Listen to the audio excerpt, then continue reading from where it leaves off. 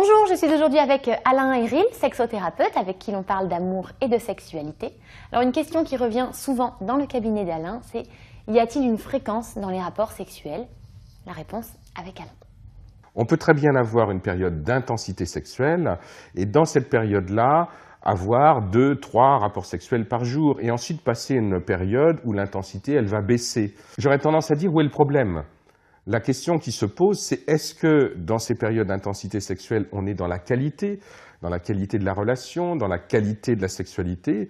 Et puis, à un moment donné, lorsque le couple va avoir besoin d'un moment de repos, d'un moment de mise entre parenthèses, à ce moment-là, s'il n'y a pas de sexualité, c'est pas pathologique. Ça ne raconte pas que le couple ne va pas bien ou que le couple est sur le point de se séparer. Il faut aussi se méfier d'une espèce de mécanique de la sexualité qui laissera entendre qu'obligatoirement, il faut 2 relations sexuelles par semaine, qu'obligatoirement c'est le vendredi soir et le dimanche matin, parce que là, on va rentrer dans un rapport à la sexualité qui va être beaucoup trop mécanique, qui va être beaucoup trop systématique et je dirais qui va être beaucoup trop obligatoire. Il ne faut pas oublier que la sexualité, c'est quand même un endroit où il y a du jeu. Et donc, par rapport à cette notion de jeu, ce qui va se poser comme question pour le couple, c'est quand est-ce qu'on a des relations sexuelles ?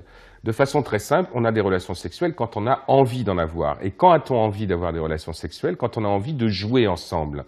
Et entre jouer ensemble et jouir ensemble, il n'y a, je dirais, qu'un pas qui est à franchir.